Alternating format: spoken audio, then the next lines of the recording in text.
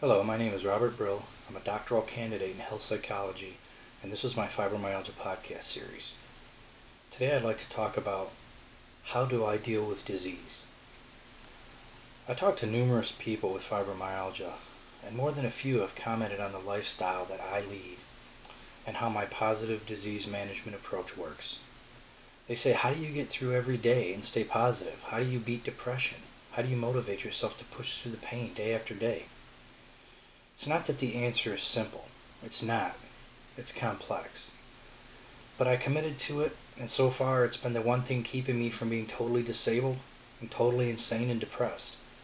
Long story short, I decided many years ago that I needed a strategy for my disease. I needed a wellness plan, I needed a schedule, and I needed a number of things I could control in order to manage my illness. And I needed to commit to a specific treatment modality, or it would all be for nothing. Finally, addressing my sleep hygiene. This took many months to achieve. I wanted to quit several times. Don't quit. I'm not telling you how to eliminate your symptoms, because most of us cannot eliminate most of our symptoms. I'm telling you how to cope with living with your symptoms. My strategy was to reverse my illness. I wasn't looking for a cure. I believe that would be a waste of energy. Stop chasing a cure. My wellness plan was a broad group of clinicians, of which I managed the whole program. I was in control. My schedule was a complex paradigm of activities like sleep, rest, positive actions, therapy. The items I was in control of were my sleep hygiene, my proper nutrition, fitness program, stress control, having alone time, stopping bad habits, eliminating negative influences, and forming new healthy habits. My treatment modalities became assembling my clinical team according to my needs and my research, my necessary medications, my optimal supplements, my fitness program, and my nutritional approach. What I'm saying is that you have to customize these things for you, because everybody's disease is different. My private time included meditation, music, self-hypnosis, cognitive behavioral therapy, and just the simple pleasures in life.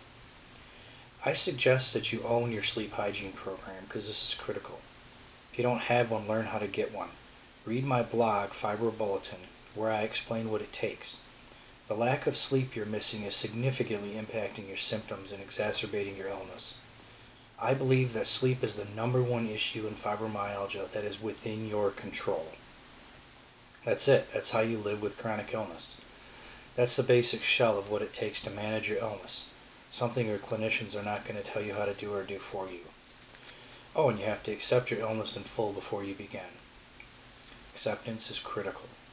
You have to accept what's happened to you, and you have to adjust your attitude and conform to the following. You learn to educate yourself and advocate for yourself. You learn to stop being the victim. You are not dying. Stop catastrophizing.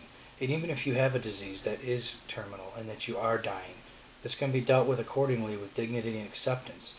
Because if you really want to have a semi-normal life, this is something that you have to do. You have to be willing to change your lifestyle. You have to turn your weaknesses into your strengths.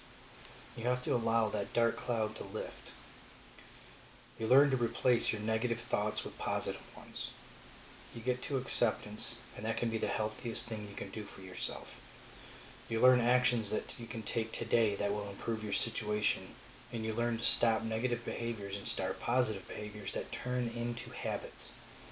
You learn that seeing a psychologist for cognitive behavioral therapy helps you develop new and better ways to cope with your changing dynamics brought on by your illness. This is extremely beneficial. And finally, you learn to rejoin your life. I used to be a whole lot of things I was happy about, I was proud of, and I was committed to. I haven't forgot what those things were, but I've learned to replace those things with new things. Things that fill those holes. Things that bring me joy. Different things from what I did before I got sick. I made the necessary changes. I'm a different person today, not worse. I'm more passionate. I'm more patient. I'm more understanding. I volunteer my time every minute possible to help me create positive actions in my life that will help me to make me whole again. I reached a point in my life that it has occurred to me that having numerous illnesses, the sum of which disable me physically some days, has actually become a gift. And all my pain and all the suffering that I've gone through and all my shortcomings, I still feel that I've received a gift. Every one of us with chronic illness can experience this gift. And then we have to decide what we're going to do with it. There's nothing in the world like paying it forward, sharing the positive pieces you've learned about your disease with those who haven't arrived there yet. Everything I've discussed has happened to me and has happened to many others. If you haven't arrived there yet, then read this again and figure out how to get these things. I'm not selling anything here. This is a lifestyle choice you have to make and you have to commit to it. And again, no one is going to help you do it. It's all your responsibility. You own your wellness. You take steps in the right direction and you manage your health, not your clinicians.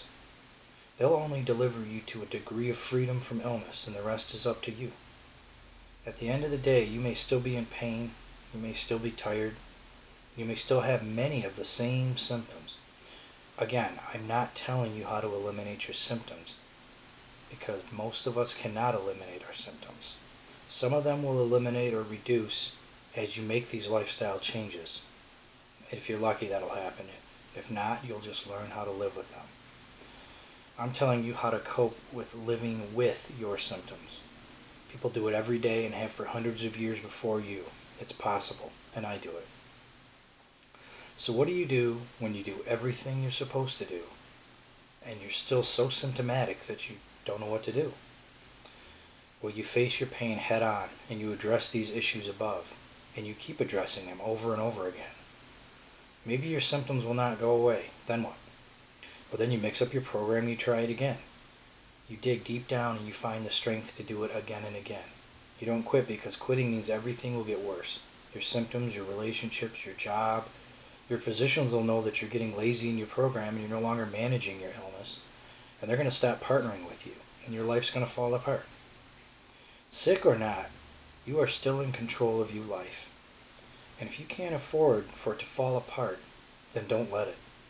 You reach down as deep as necessary, and you find the strength to stay one step ahead of your disease. I challenge you to take a trip somewhere where there are severely disabled individuals, people without limbs, terminal people, and you take a hard look at these people, and then you take a hard look in the mirror and assess your situation, and then compare it to them.